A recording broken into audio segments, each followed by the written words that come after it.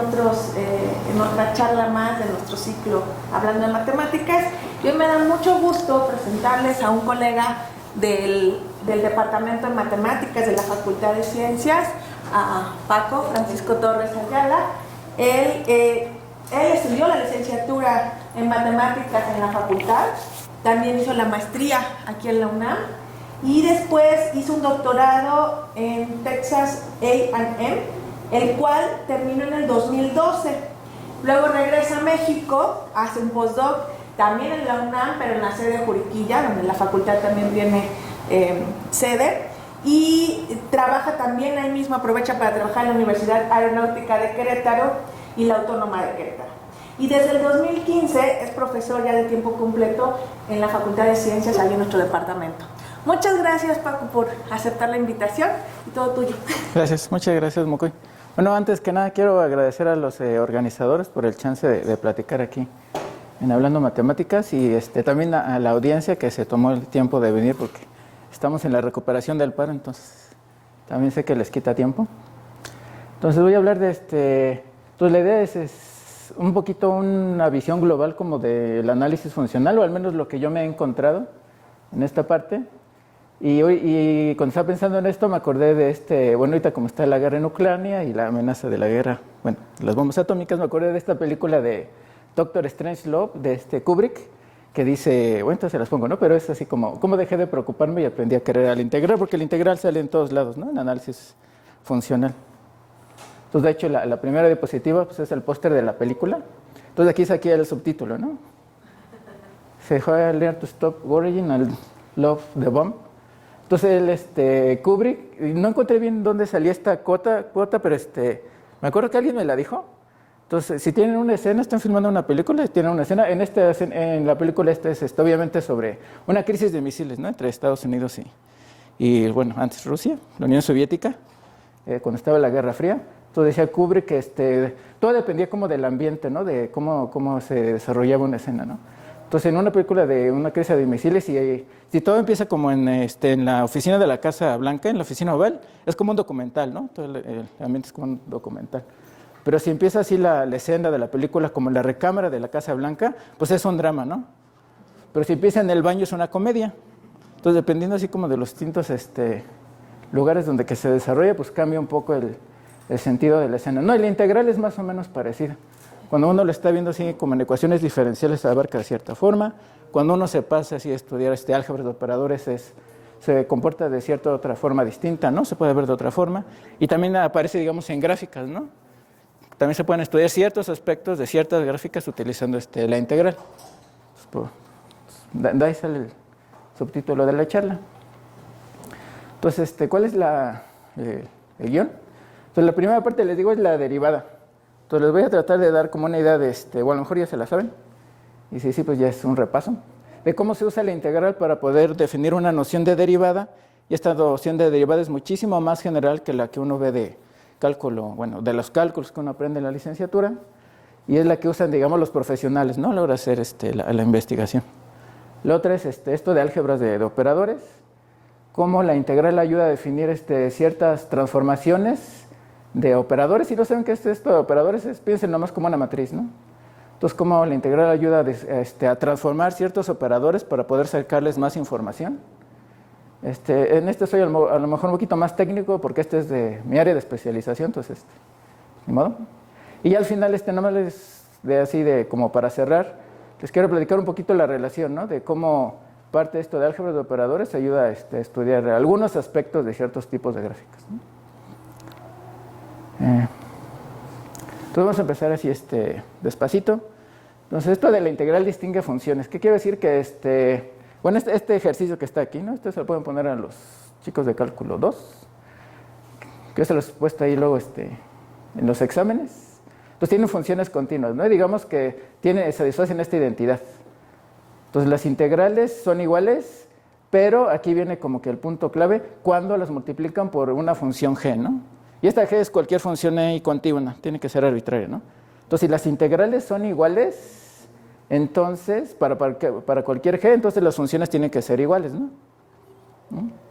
Y lo que hacen luego los alumnos de cálculo, cuando uno está empezando, a veces uno se olvida que tiene que estar esta. Bueno, de hecho, no se pregunta, pero dicen, si las integrales son iguales, las funciones tienen que ser la misma, ¿no? Pero pues no necesariamente, porque la integral es como un promedio, ¿no? Un promedio, se puede pensar como un promedio a lo largo del intervalo a, b, ¿no? Entonces aquí lo que está diciendo realmente es que estos promedios, no importa qué función pongan aquí, tienen que ser siempre iguales, ¿no? Entonces, como están haciendo promedios, pero no importa qué pesos les estén poniendo, las funciones no les queda otra más que ser la misma.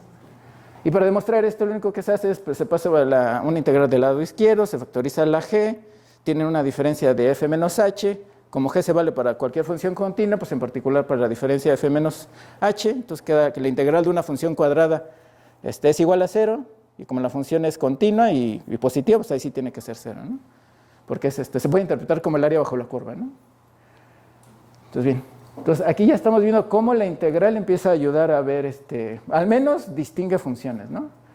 Y bueno, se los puse con funciones continuas porque ahí la demostración sale fácil, pero también se vale para funciones integrables, ¿no?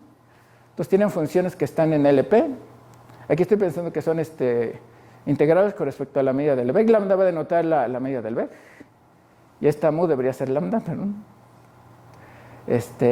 Y funciones que sean P integrables, ¿no? Que esto que esté en LP significa que el valor absoluto elevado a la P tiene integral finita, ¿no?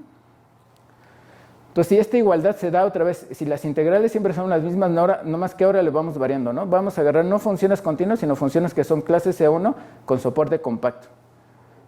Entonces, estas funciones, bueno, justo con estas funciones la integral también las distingue, ¿no? No importa, siempre que sean iguales, las funciones van a ser, bueno, aquí sí entra un poco el detallito que son iguales casi donde quiera, ¿no? O sea, son iguales excepto en un conjunto de medida 0. O sea, a lo mejor son iguales en una cantidad finita de puntos, o iguales excepto en un conjunto que son como los racionales, algo así, pero son casi iguales, ¿no? Prácticamente son iguales. Bien. Y ahora vamos a ver vamos a revisitar esta integración por partes, que de hecho este es el meollo de cómo se define la derivada esta que les quiero decir, ¿no? Entonces, si tienen funciones clase C1, aquí nomás puse la fórmula de integración por partes, ¿no? Tienen aquí la derivada de la primera, aquí la segunda, y bueno, aquí valúan aquí en los extremos, ¿no? Ahí está.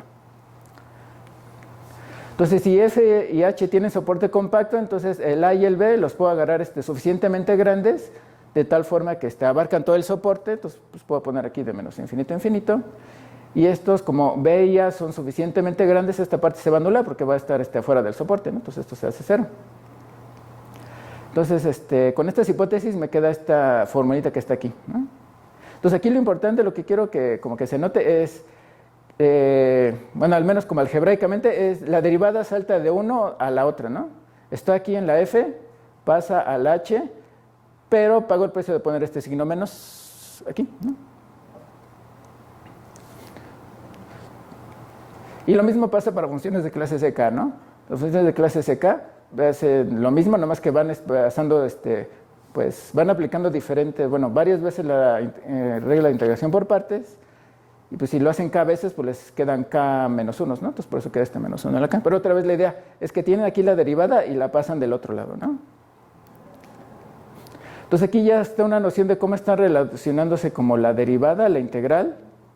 Y si se fijan, si dejamos que la f, si por un momento nos olvidamos que es diferenciable y nada más nos fijamos del lado derecho, esta que está aquí, esta integral tiene sentido si la h sigue siendo diferenciable, pero la f nada más se le pide que sea integrable, ¿no? Entonces ahí está el meollo del asunto, como que la idea es pasar, esto de pasar, de la diferenciabilidad, no tanto una función, pero sino recargarle todo el trabajo a otra, ¿no? Que es aquí donde entra esto de la derivada débil, ¿no? Entonces agarramos una función que sea localmente integrable. Esto de localmente integrable nomás se hace para que sea un poquito más flexible la teoría. Localmente integrable significa que es integrable sobre cualquier intervalo cerrado, ¿no? De R. Entonces, nomás para que sea un poquito más flexible. Por ejemplo, las constantes son localmente integrables, pero ya no son integrables en todo R, ¿no? Entonces es nada más para ese detallito. ¿Conjuntos de Borel? Sí. Estos son los borelianos. Lambda sí es la medida del VEG. Sí, esta lambda va a ser la medida del VEG. Entonces, esta va a ser sí. Entonces, si existe otra función aquí, ¿no? F tilde.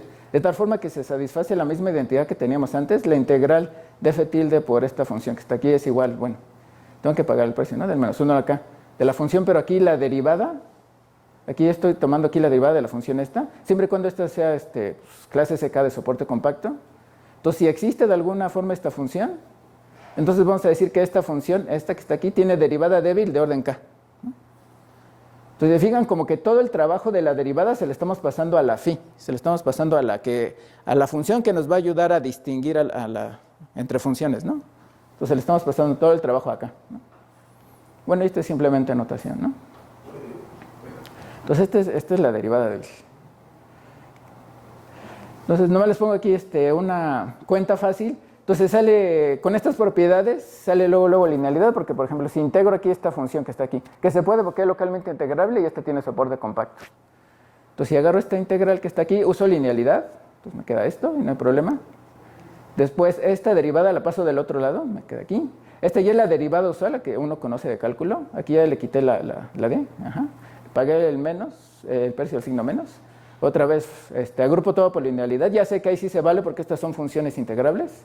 Y esto que está aquí me está diciendo entonces que esta que está aquí tiene derivada débil esta cosa, ¿no? O sea, la combinación lineal alfa F1 más F2, esta combinación lineal tiene derivada débil. ¿Cuál es? Pues es esta función, ¿no?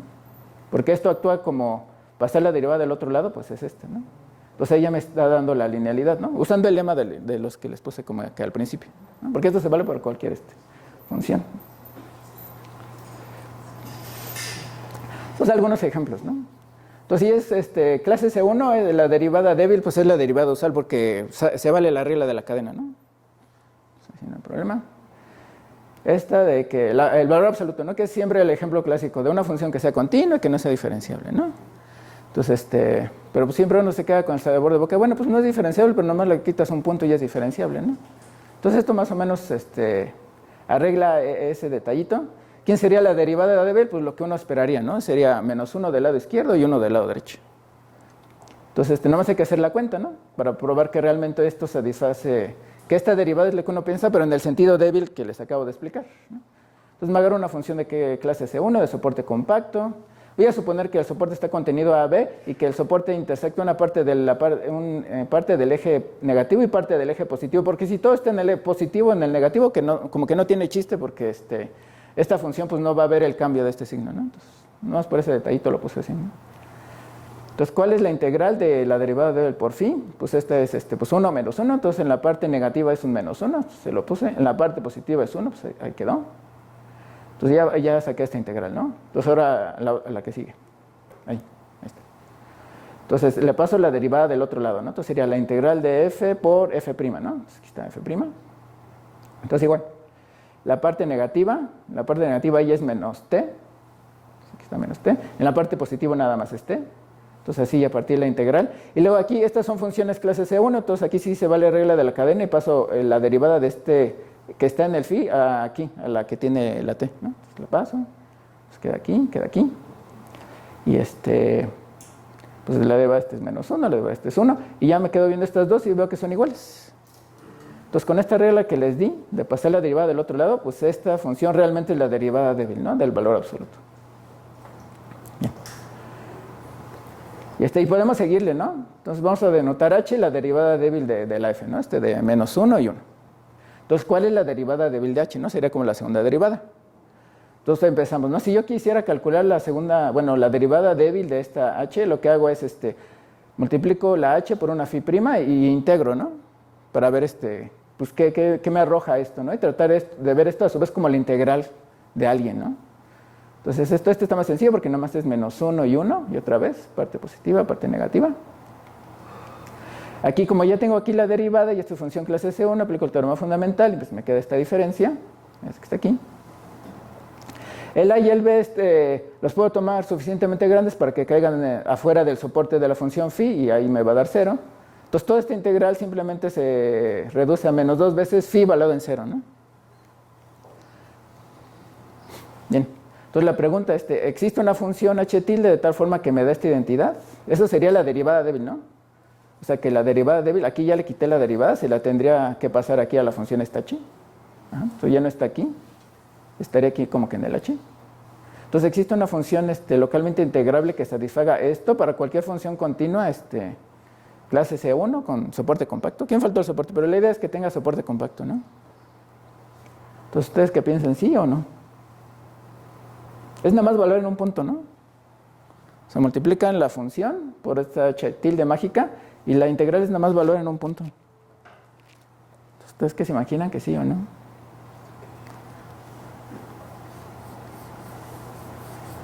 ¿No? Aquí como que dicen que no, allá como que dicen que quién sabe. Pues como que no, ¿no? Porque bueno, no lo podemos demostrar ahorita, pero intuitivamente las integrales, les digo, son como promedios. Entonces, cuando uno saca así como integrales, las integrales como que no ven nada más un punto. O sea, la integral con respecto a la medida de Lebesgue, ahí está, pues no ven como un punto porque pues pueden cambiar esto por otra función que sea igual casi donde quiera y nomás la modifican en ese punto, ¿no? Entonces, en teoría, pues esto, pues como que no, ¿no? ¿No? Pero sí existe una medida. Pues a lo mejor no hay una función de las que uno conoce, pero sí hay una medida, ¿no? 2 veces delta cero. Delta cero es la delta de Dirac en cero. Entonces, esto es una nueva medida. Entonces, de tal forma que para cualquier boreliano, aquí, medible, delta cero de B, bueno, es 1 si el 0 está en B y 0 en otro caso, ¿no? Entonces, esto que está aquí es una medida. Y entonces, pues no existe esta función, pero sí existe una medida, ¿no? Entonces tiene esta identidad que está aquí.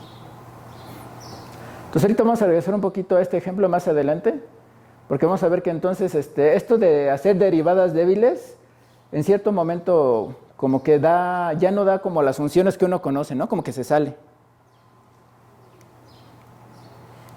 Entonces aquí nomás es para formalizar un poco lo que les había dicho antes. Este DR va a denotar a las funciones de R en R, clase C infinito, con soporte compacto, ¿no? Entonces que está aquí, claramente es un espacio vectorial, ¿no? Suman funciones de clase C infinito, son C infinito, multiplican por escalares, no hay problema. Vamos a darle más estructura, sería una estructura de espacio vectorial topológico. Que sea espacio vectorial topológico significa que las funciones, la suma y multiplicación escalar van a ser continuas con respecto a una topología, ¿no? ¿Cuál topología? Es esta que está aquí, ¿no? Entonces, bueno, vamos a agarrar estas funciones ρ n, valorada en una phi, va a ser el máximo de las derivadas, ¿no? Como esta tiene soporte compacto y de clase C infinito, cada uno de estos máximos existe, ¿no? El máximo para la función, para la primera derivada, segunda derivada, bla, bla. Entonces ahí me paro hasta cierto n, ¿no? Me paro hasta cierto n y me calculo el máximo de todos esos valores. Y voy variando la n desde 1 a 2 hasta infinito. Entonces estas funciones que está aquí, estas no son normas, ¿no? No son normas precisamente porque a lo mejor ¿cómo se llama? Porque a lo mejor esta da 0 sin que la función dé 0. Y también lo importante es como estoy agarrando las funciones estas phis que tienen soporte compacto, pues en principio yo no sé dónde está como el soporte de estos, ¿no? El soporte compacto puede implicar que las derivadas vayan teniendo infinito, ¿no? Sí. Entonces, ese máximo no se alcanza, o sea, para cada n se alcanza. Sí, para cada n se alcanza, ¿no? Ese es el punto. Pero no para todas como de un jalón, sí. Entonces por eso tengo que agarrar como distintas n's para que me den distintas de estas ρ n's. Pero si junto todas estas que están aquí, esas son seminormas, y lo que se hace es se busca la topología que hace a todas estas continuas al mismo tiempo. Ese es el chiste, ¿no? Sí, como dicen, no hay una n, digamos, que capture la diferenciabilidad de todas, pero ya variando todas estas n's, sí. Esa es la topología que se busca. Entonces, esa se llama la topología débil. De hecho, por eso se llaman derivadas débiles. Porque uno tiene una familia de funciones y uno encuentra la topología débil inducida por la familia de funciones, ¿no? Esa es la topología que se le da a este cuate. Bueno, localmente convexo nomás significa que el 0 tiene una base de vecindades que son subconjuntos convexos, ¿no? Y un teoremita es que esta topología, bueno, este espacio dotado con esta topología es este que está aquí, es un espacio de Frechet que tiene la propiedad de Heine-Borel, ¿no? Espacio de Frechet significa que las traslaciones, que se puede de hecho metrizar esta topología, y las traslaciones van a ser una isometría, ¿no? La distancia entre dos puntos y sus trasladados van a ser la misma. Y que tenga la propiedad general, bueno, que toda sucesión acotada tiene un punto de acumulación, ¿no? Entonces este espacio con esta topología resulta que tiene esta propiedad, ¿no? del Heine-Borel, que siempre es útil en análisis. Entonces ahí están como todas estas funciones de prueba, ¿no? Que nos ayudan a distinguir a las funciones. Ahora sí, cómo se definen más las derivadas más en general, ¿no? Entonces van a ser como... Bueno, se define en unas cosas que se llaman distribuciones. ¿Qué son las distribuciones? Nada más son funciones lineales que van de este espacio de funciones de prueba a los reales, ¿no? Aquí le pueden cambiar a los complejos, ¿no? Pero lo hice todo en los reales nada más porque se me hacía más claro.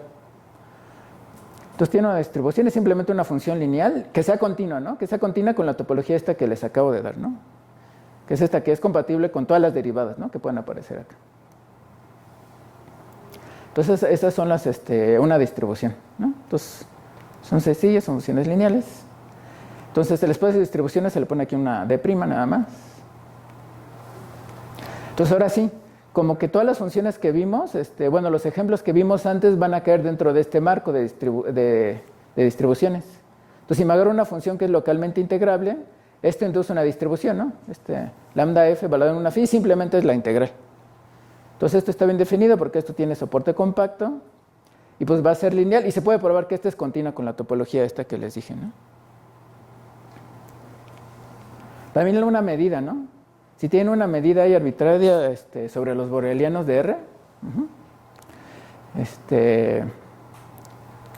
esta función que está aquí, esta también define una distribución, ¿no? Aquí me faltó decir, es una medida regular, ¿no? Para que como integro sobre phi y phi tiene soporte compacto, esto va a ser integrable, ¿no? Va a ser un número ahí, un número real. Porque si no, a lo mejor justo el soporte de esto cae en una parte donde la medida pues, se hace como infinita, ¿no? Pero estas tienen que ser medidas regulares. Entonces, cada una de estas funciones o medidas va generando distribuciones. Y de hecho, se puede pensar como la distribución generada por esta es igual a la distribución de esta medida. Si tomamos esta medida que está aquí, es nada más una medida que tiene esta densidad con respecto a la medida del eje, ¿no? Esta que está acá. Entonces hay un chorro de distribuciones, ¿no? Y ahora sí vamos a revisitar el ejemplo que les había dicho. Entonces, la derivada acá de una distribución. Ahora las que les vamos a tomar derivadas son estas a las distribuciones. Entonces, ¿cómo va a estar definida? Va a ser una nueva distribución, va a estar dada así. Y otra vez les digo, toda la idea es pasarle la carga de la diferenciabilidad a la clase de las funciones estas de prueba, ¿no? Las que están en D. Entonces, ¿cómo se aplica la derivada en esta? Pues es igual, derivo phi k veces y multiplico por menos 1 a la k, ¿no? Entonces, la definición pues viene de esta regla de integración por partes, ¿no? Que les acabo de decir. Entonces, se puede probar que esta nueva regla de correspondencia les da una distribución, les da otra vez esta función que está aquí. Se puede ver que es lineal, eso no tiene mucho sentido. Digo, no tiene mucho chiste, porque la derivada es lineal, ¿no? Entonces, esta función es lineal aquí en la phi. Lo único que hay que checar es que es continua con respecto a la topología esta dada por las seminormas. Pero sí lo es. Entonces, otra forma de decir que esta tenga derivada débil, esa regla que vimos antes, que parecía, ya en términos de esta, es simplemente decir que la derivada débil dada de esta distribución, de la distribución generada por esta función, es simplemente la distribución pero dada por otra función. Entonces, esta en general no tiene que ser una función, pero si tiene derivada débil, sí es, ¿no? Es precisamente la distribución asociada a esa derivada débil, ¿no? Este que está aquí. Entonces, el ejemplo que vimos, que en principio la derivada ya se salía de las funciones, es porque la derivada cae como una medida, ¿no? Esta identidad que vimos, antes, si la reescriben, en términos de esta definición de derivada, es esta que está aquí. La derivada de la distribución asociada al h, pues es la distribución asociada al 2 delta, al 2 delta 0. Es simplemente es esta. Entonces, así usando la notación, la derivada débil de esta h realmente es esta medida. Entonces, eso es algo diferente que sí pasa, que uno no se encuentra como en el espacio de funciones diferenciables de antes, ¿no? De los de cálculo. Cuando uno derivaba o no existía o quedaba ahí una función a lo mejor un poquito menos suave, ¿no? Y aquí pues sí queda menos suave, pero se puede salir, puede que sea una medida. Bien.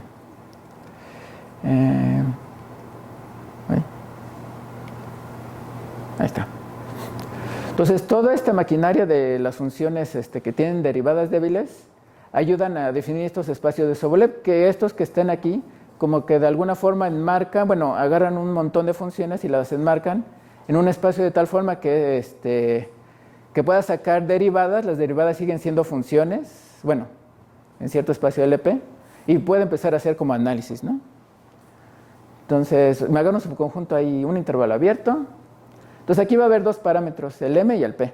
Entonces el p nomás me va a decir pues el grado de integrabilidad, ¿no? Va a estar desde 1 hasta infinito. Y la m, que está aquí, es el que está dando el grado de diferenciabilidad. Todos los espacios de Sobolev simplemente son subespacios de los LPs. Tienen que ser funciones que son integrables, pero de tal forma que las derivadas débiles van a estar en LP. Para todo k desde 1 hasta m, ¿no? Entonces puedo sacar derivadas débiles de orden 1, 2, 3 hasta m, ¿no? Es este m que está acá. Y estas siguen siendo funciones que están en LP. Y estas vienen este espacio viene con su norma, ¿no? Que simplemente lo que voy a hacer es, voy a sumar las normas de cada una de las derivadas débiles, ¿no? Incluyendo la función original. Entonces las derivadas en LP, ¿no? Entonces se puede probar que este es un espacio vectorial. Este cuate que está aquí es una norma K. Y lo va a hacer un espacio de Banach, ¿no? El caso P igual a 2 es especial porque en ese caso nos da un espacio de Hilbert.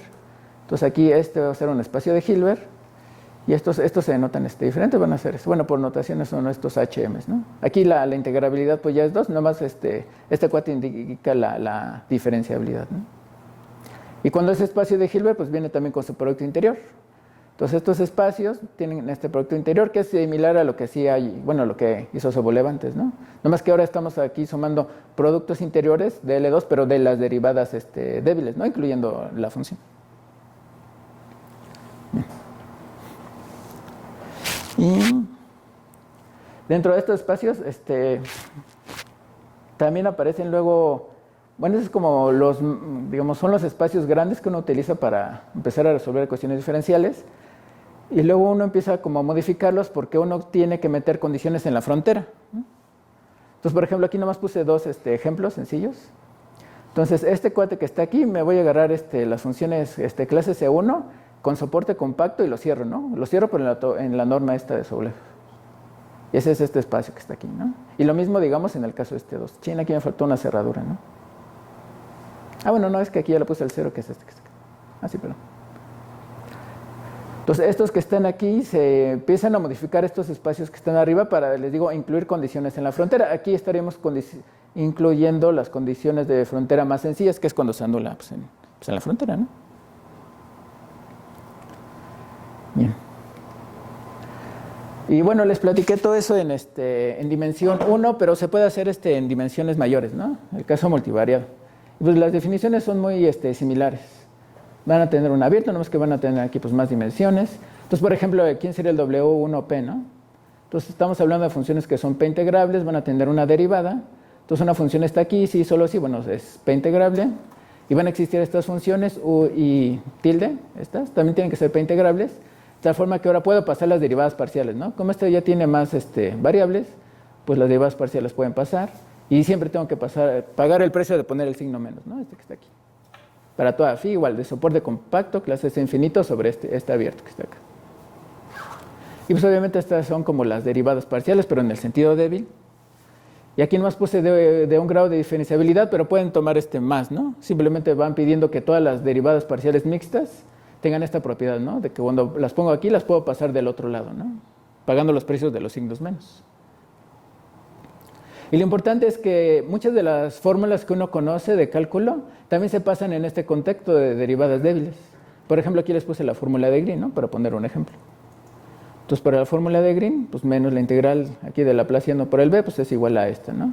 La integral del producto punto de los gradientes menos la integral sobre la frontera. Bueno, aquí con ciertas condiciones, ¿no? La frontera pues tiene que ser clase C1, orientable, acotada. Entonces tenemos estas fórmulas de Green. Estas también se valen en el caso de donde se entienden estos como derivadas débiles, ¿no?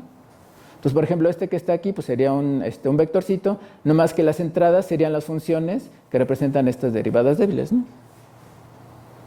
Entonces, lo impresionante es que se siguen valiendo los teoremas que uno conoce de cálculo, ¿no? Y por lo tanto se pueden seguir haciendo como las ecuaciones diferenciales que uno, que uno ve, ¿no? En la licenciatura. ¿Preguntas? ¿Esto se puede generalizar a los complejos? Sí. Todo se puede generalizar a los complejos. Distribuciones sobre los complejos es muy importante. Sí, precisamente.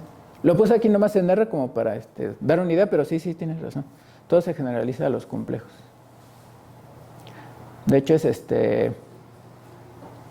y se sigue generalizando, ¿no? O sea, estos dan ciertos espacios de funciones y todavía se les puede pedir todavía un poquito menos. Y se les puede dar también más estructura. Por ejemplo, se puede hacer sobre variedades diferenciables, ¿no? También tiene uno una variedad diferenciable. Entonces lo que hace uno es como que uno localiza con las cartas, ¿no? Y ahí uno empieza a trabajar.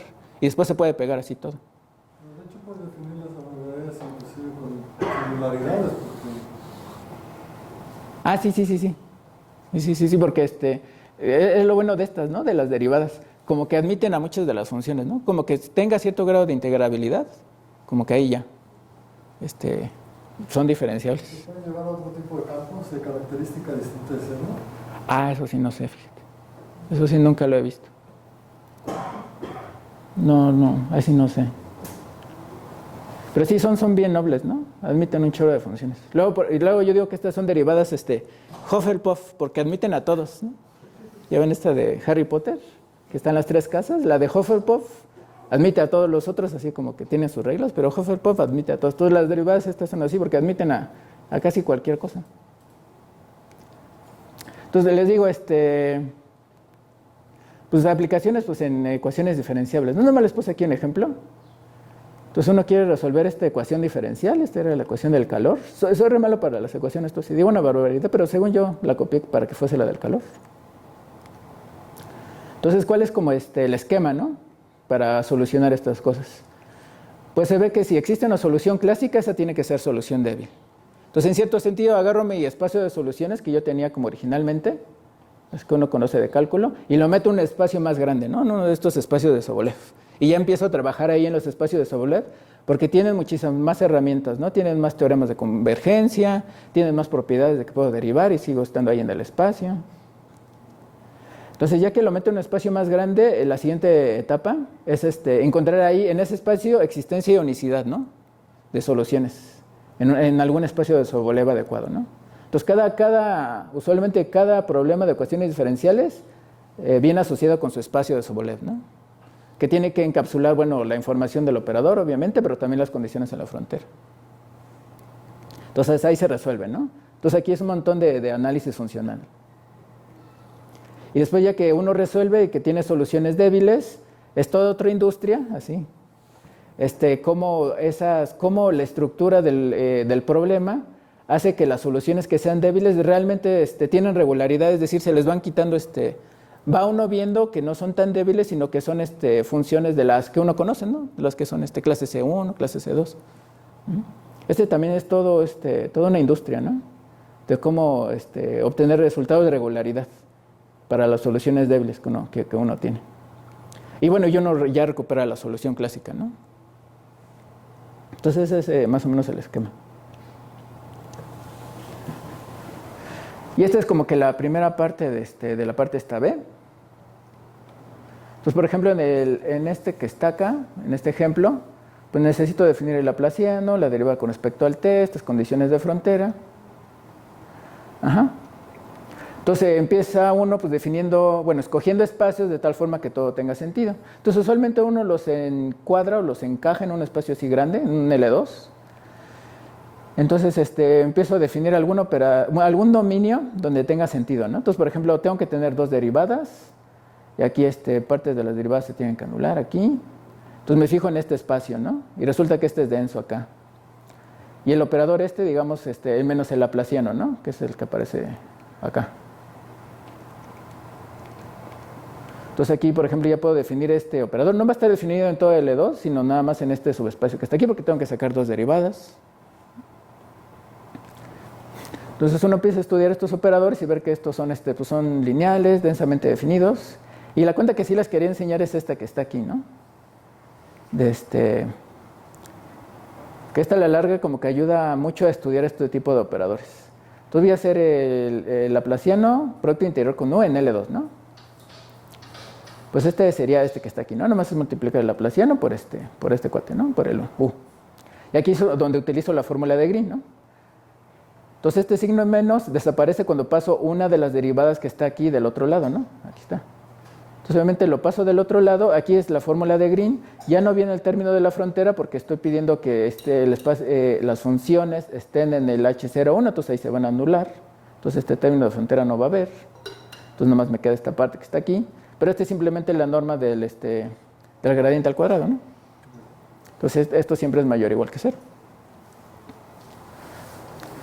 Entonces, esta cuentita, les digo, parece inocente, pero lo que está diciendo es que este operador es positivo, ¿no? Y para los operadores positivos, como que hay mucha maquinaria para empezar a analizarlos, ¿no? Bien. Y bueno, es como, les digo, nomás es como, les quiero dar como una probadita de lo que se hace. Yo no hago de esto mucho. Pero aquí sí, ¿no? Entonces, por ejemplo, aquí en el instituto, ¿no? Hay un montón de gente, entonces nomás voy a poner poquitos, espero que no se enojen, los que no los ponga, pero... Esta Mónica Clapp, ¿no? Bueno, todos ellos hacen ecuaciones diferenciales, pero tienen así como que una parte fuerte como de análisis funcional, ¿no? Siempre Bueno, siempre uno que hace ecuaciones diferenciales, una parte fuerte es análisis funcional, pero Entonces, por ejemplo, Mónica Clapp pues hace ecuaciones diferenciables. Ella es interesante porque ella estudió topología algebraica, entonces todos los resultados que tiene son como muy así, tipo como topología algebraica, siempre tienen como algo de topología, ¿no? Pues, por ejemplo, cómo la topología del dominio afecta a las soluciones, ¿no? Entonces, en cierto tipo de topologías a veces las ecuaciones tienen como muchas soluciones, o se ve la multiplicidad, o de plano a veces ni existen soluciones, dependiendo de la topología. Lucero de Teresa también hace ecuaciones diferenciales. Ella, una charla que yo vi, hace cosas interesantes de teoría de control. Estos son del instituto, aquí puse del IMAS, aquí está Miguel Ballesteros. Este fue mi cuate en la licenciatura. Entonces, él es físico también, estudió la doble carrera. Entonces, él hace física matemática, entonces hace todo esto de ecuaciones diferenciables. Él sí lo hace, digamos, diría un cuate mío, bien hecho, en el sentido de que lo ve todo en variedades, porque lo que a ellos les interesa en física matemática pues es aplicarlo a situaciones así como pues, físicas, y ahí pues tienen que haber variedades, ¿no? Ramón Plaza también, ahí está en el IMAS, también estudia ecuaciones diferenciales más aplicadas. Ellas dos están en la Facultad de Ciencias. Esta es Ángeles Sandoval. Ella también hace ecuaciones, más en el sentido geométrico, le gusta también mucho la geometría. Entonces igual, hace ecuaciones, pero les digo como en variedad de riemannianes. Ella no tiene mucho que entrar, se llama Judith Campos Cordero. También hace ecuaciones diferenciales, más como tirando como más aplicaciones, ¿no? Pero ellos son los que, digamos, si le quieren saber un poquito más, a ellos y a muchos otros, ¿no? Les pueden preguntar. No es que ya no me dé tiempo, son muchísimos de gente que hay haciendo ecuaciones, ¿no? En Cuernavaca está ¿cómo se llama? Marcos López, y también está, bueno, no puse aquí. Bueno, hay un montón que espero que no se enoje que los dejé fuera, ¿no? Bueno, entonces ahí acaba la primera parte, se acaba la primera escena. Entonces, en la siguiente es esta parte de teoría de operadores. Entonces, ahí el espacio base con el que uno trabaja siempre son espacios de Hilbert, ¿no? Entonces, espacios de Hilbert son espacios dotados con un producto interior, tienen que ser completos. Entonces, el clásico que uno conoce pues, son los complejos. Siempre los voy a tomar sobre los complejos porque es donde hay como un poquito más de herramienta, ¿no? Está la forma integral de Cauchy, los teoremas de Morera, entonces. Entonces, si lo quieren generalizar, pues en L2 de Z, pues es el mismo producto, nomás que infinito, ¿no? Porque ahora tienen sucesiones en lugar de vectores. Más en general, pues son funciones en L2 de algún espacio de medida, ¿no? Y el producto interior, pues es F por el conjugado, ¿no? Entonces aquí, cuando pongo una función con su barrita, ese es el complejo conjugado. Estos son espacios de Hilbert, bueno, los que ya nos encontramos arriba, que salen de las soluciones que sirven para encontrar soluciones de ecuaciones diferenciales, que son estos espacios de Sobolev, índice 2. Otro que no lo veo mucho, entonces también, bueno, no se le hace mucha. Bueno, yo no lo vi mucho en la licenciatura, también las matrices, ¿no? Se puede dar otro producto interior que es la traza de B estrella A, ¿no? Donde B estrella es de la transpuesta conjugada, ¿no? Ese también es un producto interior. Entonces siempre son los espacios bases donde vamos a estar pensando que van a estar actuando las funciones lineales, ¿no? Y cuando uno tiene espacios de Hilbert, hay un operador, una operación que es súper importante, que es esto que se llama el adjunto, ¿no? Si uno tiene un operador aquí lineal, su adjunto se define mediante esta ecuación que está aquí, ¿no? Entonces agarro el producto interior de X y Y y el adjunto es pasarlo del otro lado, ¿no? Como de la derivada. Ven que de la derivada de débil se definía, pues prácticamente es como pasarla como del otro lado, ¿no? Pues es algo así, ¿no? Bueno, y esto se tiene que evaluar por cualesquiera puntos, ¿no? X y Y. Que en términos de matrices, pues no es otra cosa sino la transpuesta conjugada, ¿no? Esta es la transpuesta conjugada.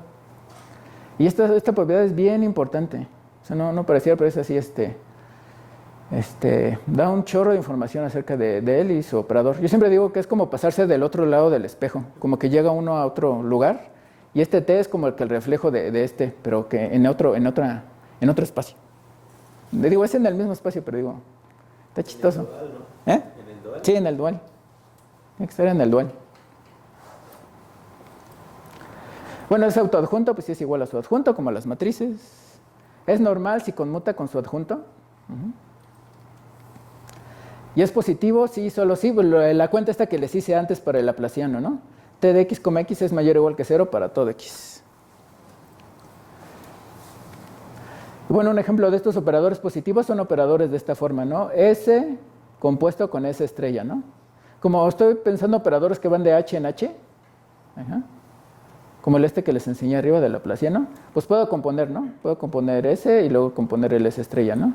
Y usualmente la composición ya no le pongo el circulito, sino me hago así como que el producto, ¿no? Y lo pienso de hecho como un producto. Entonces esto es positivo porque cuando aplican este operador a x, x, pasan del otro lado. Entonces este adjunto desaparece. Entonces es una propiedad del adjunto, cuando lo sacan dos veces desaparece. Entonces se vuelve así. Y esto nada más queda la norma del vector al cuadrado, ¿no? Y esto siempre es mayor o igual que 0. Entonces estos operadores siempre son positivos. Y de hecho hay un teorema que dice que algo es positivo, sí, solo sí se puede escribir como un operador por su conjugado. Entonces de hecho van a ser equivalentes. Esta que es así como geométrica, de que los productos interiores sean positivos, y esta como algebraica, de que el operador se pueda ver como S estrella por S. Entonces son la misma noción realmente.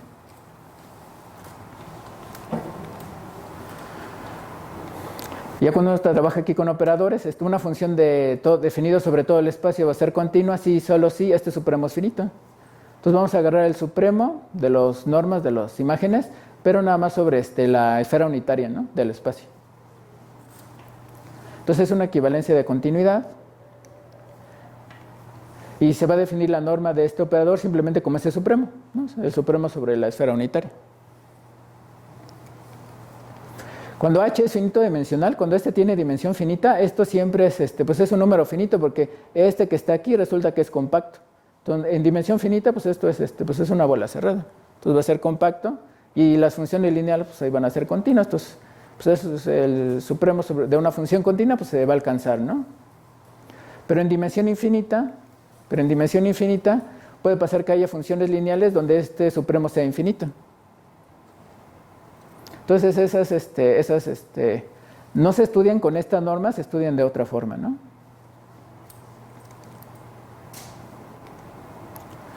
Bueno.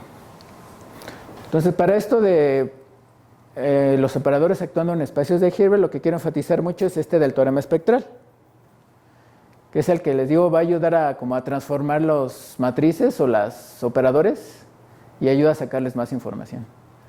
Entonces el teorema espectral vamos a primero verlo en el caso finito dimensional, ¿no? En el caso finito dimensional, si tenemos un operador normal, es importante, actuando en un espacio de Hilbert finito dimensional, y me fijo en los valores propios distintos, ¿no? Aquí están de C1 a CK. Y a cada uno de estos viene asociado su espacio propio, ¿no? El WI. Y que está aquí, el EI, es simplemente la proyección del espacio de Hilbert al subespacio, ¿no? Entonces es la proyección ortogonal. Entonces siempre que uno tenga un operador normal, estos van a ser ortogonales. Entonces valores propios distintos, los espacios propios son ortogonales. De hecho, todo el espacio se ve como una suma directa de los espacios propios. Esto es teorema de que todo operador normal admite una base, todo operador normal tiene una base de vectores propios del espacio, ¿no? Que está aquí.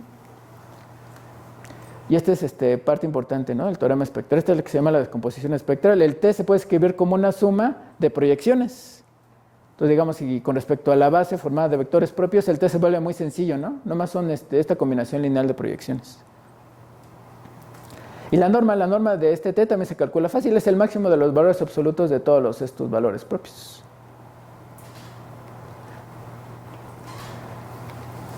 Entonces, les quiero dar un sketch de la demostración porque, no sé, siento que no se le hace tanta justicia como debería. No me les voy a dar el caso autoadjunto porque es el que se ve más fácil, ¿no? Es el que se ve más fácil.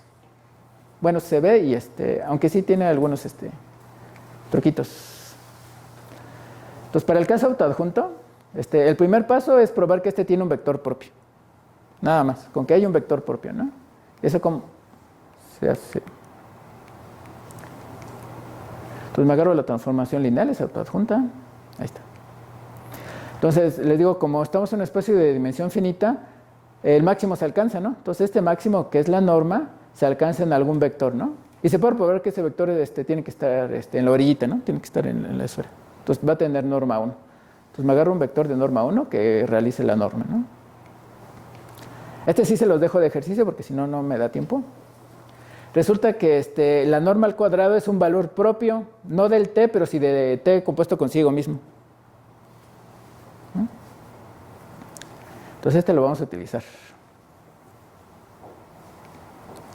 Y ahora sí, va a existir un cuate de norma 1 de tal forma que la norma de T es valor propio o menos la norma de T es valor propio. Entonces alguno de esos a fuerzas es valor propio del operador.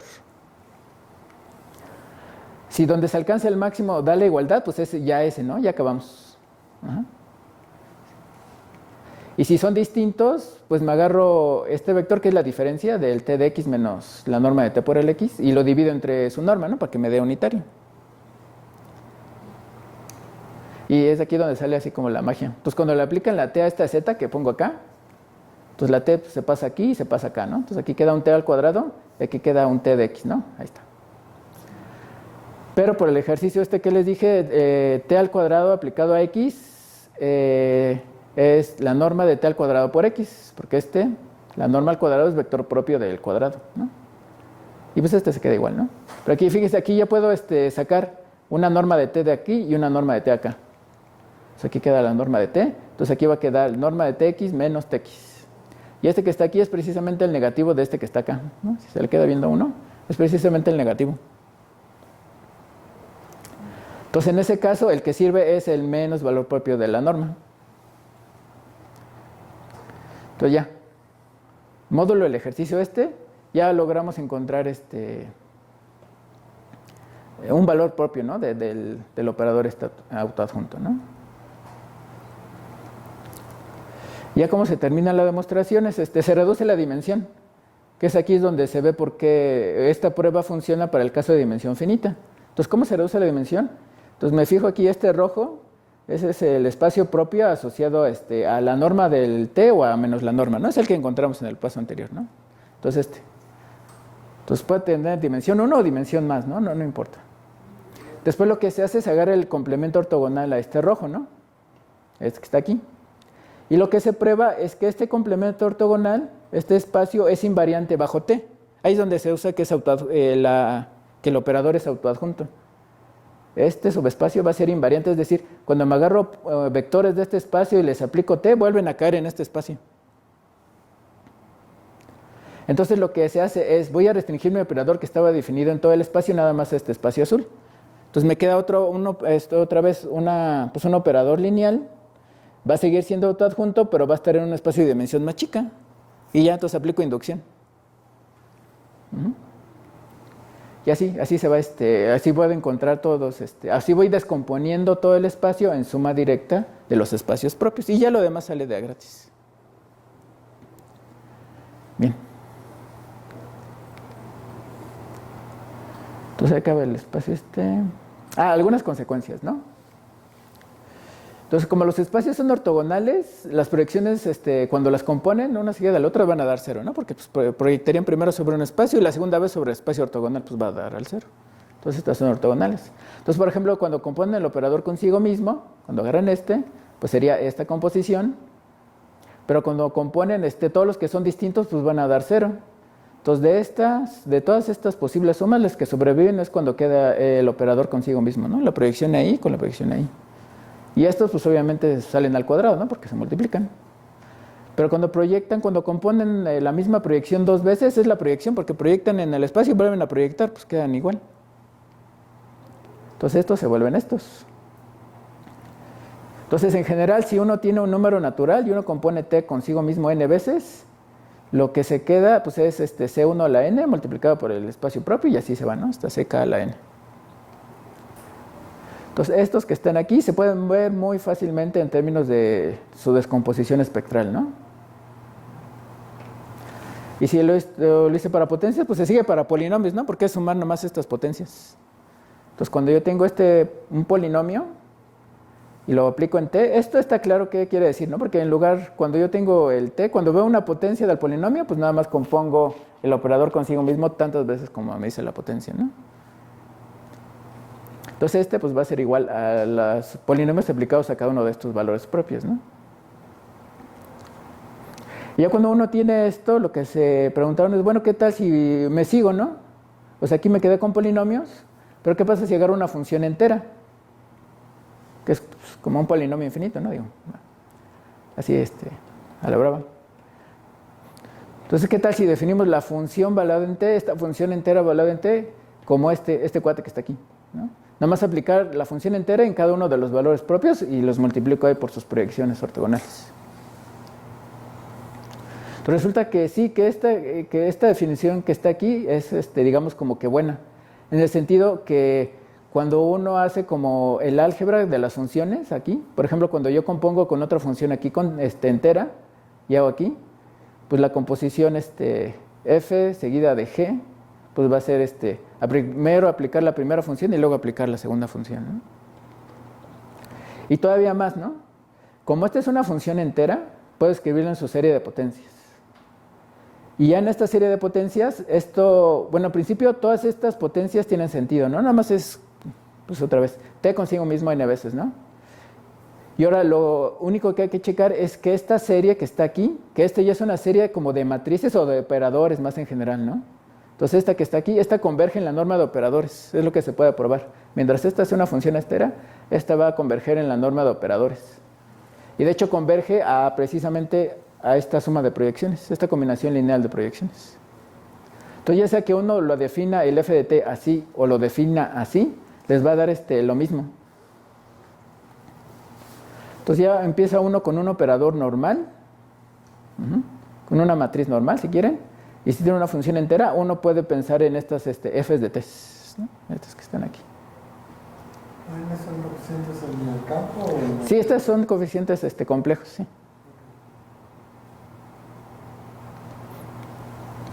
Y además, otra cosa que también se prueba es que la norma de este nuevo operador es más o menos lo que venía pasando antes. Es el máximo de los valores que aparecen aquí multiplicando las proyecciones, ¿no? Eso no es muy difícil de probar. Pero otra vez esta idea, ¿no? De que cómo se calcula la norma en términos de las funciones aplicadas a los valores propios.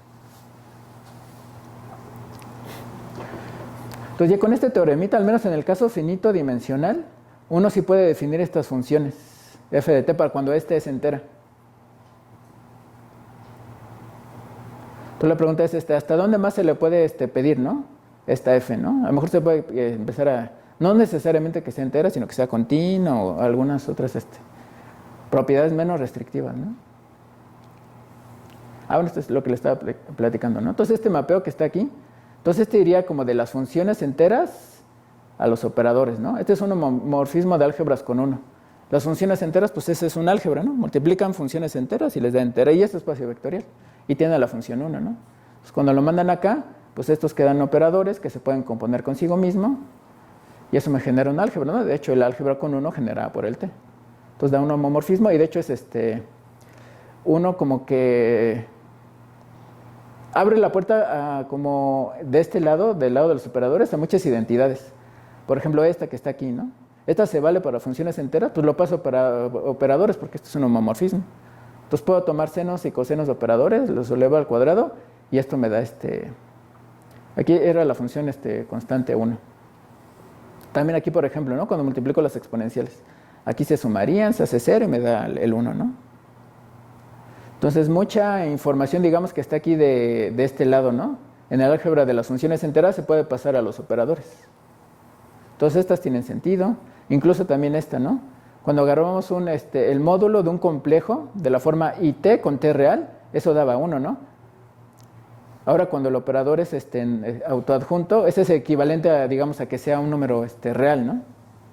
Entonces este que está aquí también tiene su contraparte, ¿no? En teoría de operadores, es este que está acá. Entonces les digo, ¿a qué otras funciones se le puede pedir para que qué otras funciones podemos considerar para que esto tenga sentido? Y los valores propios, eso siempre presentan como obstrucciones. Ahí. Entonces, por ejemplo, esta es la proyección más sencilla.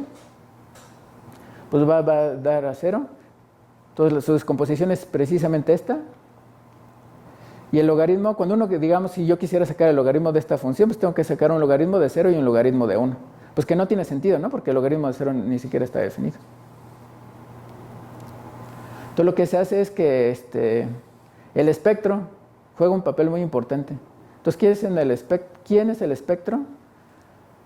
Si tengo operadores actuando en un espacio de Hilbert, ya tiene que ser dimensión arbitraria. Entonces decimos que es invertible, pues existe otra función lineal continua, de tal forma que inversa por la derecha y por la izquierda, ¿no? Que tiene inversa por la derecha y por la izquierda. Y ahora el espectro se define precisamente como los puntos en el plano, de tal forma que esto no es invertible. ¿Y por qué se define así? Porque en dimensión finita, que algo es invertible está determinado por el determinante, ¿no? Y si se acuerdan, los valores propios es cuando el determinante de esta matriz que está aquí da 0, que es cuando es no invertible. Entonces esto que está aquí en dimensión finita da los valores propios, pero en dimensión infinita es muchísimo más grande, ¿no? Pero lo que sí se prueba es que siempre es compacto no vacío, mientras sea un operador que es continuo sobre todo el espacio.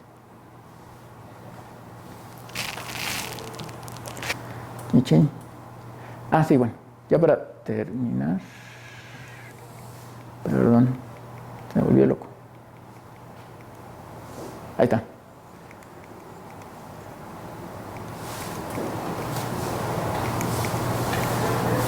¿Dónde estaba? Ahí está.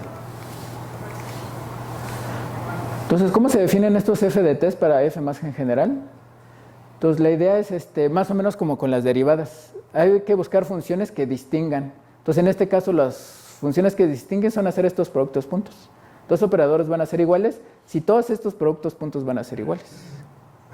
Entonces, ¿cómo se define f de t para f más general? Hay que definir estos valores, ¿no?, de manera coherente. ¿Y cómo se definen? Con una integral.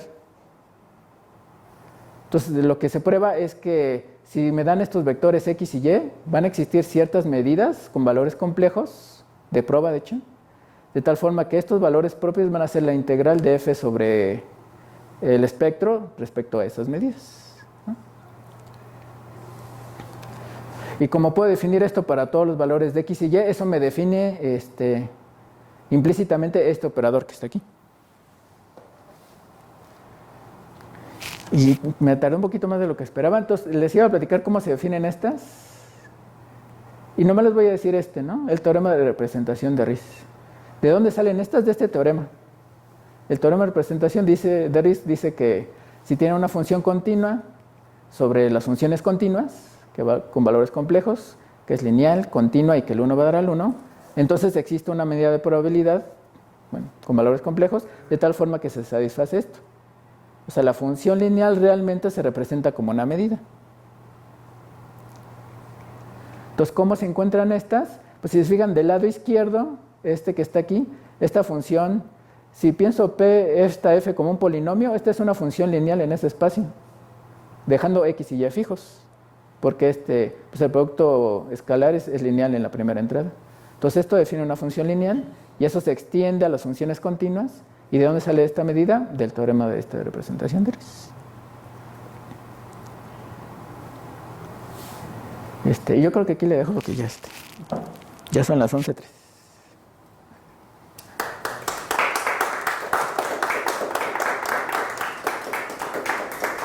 ¿Tienen preguntas, comentarios? ¿Dudas? ¿En Face? Yo he visto otra versión del teorema de representación de Riesz, Ajá. pero bueno, a mí como me lo enseñaron, de ahí salía el operador adjunto. Esta es muy diferente, ¿no? Sí, es que Riesz tiene un montón de teoremas de tipos de representación. Sí, entonces tiene uno donde sale, digamos, el operador adjunto. Este es diferente, ¿no? Este es totalmente diferente. Sí. Perdón que ya no les platiqué de las gráficas, pero bueno. Y si podrías abundar un poco más en el tratamiento de la derivada débil. Pues ¿mande? Pues sí, pero ya no hay tiempo. ¿Qué podría decir? Pues esto de la derivada débil,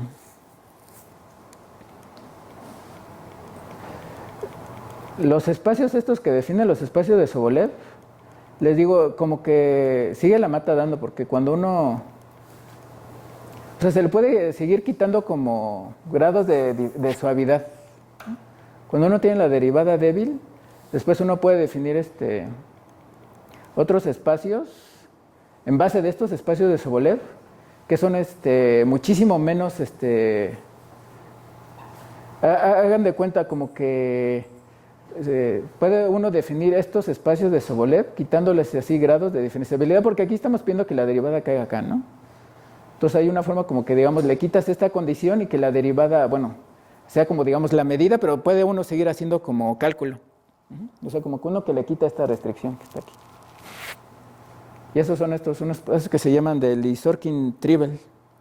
Entonces todavía se le puede quitar como admitir más funciones que sean diferenciables para hacer los espacios más grandes y sigue habiendo como propiedades así, sigue existiendo buenos espacios para resolver ecuaciones diferenciales.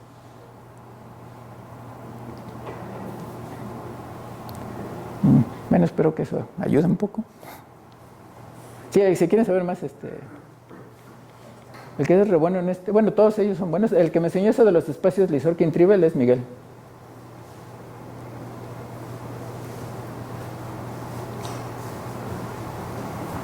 ¿Dudas? Bueno.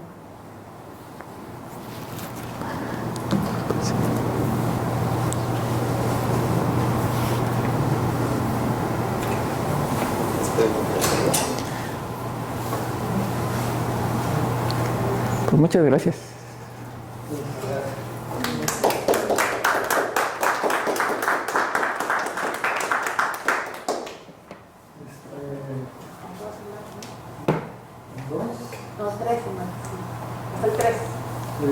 No nos vemos en los próximos 3 jueves, vamos a reanudar hasta finales de octubre, noviembre, el 3 de noviembre.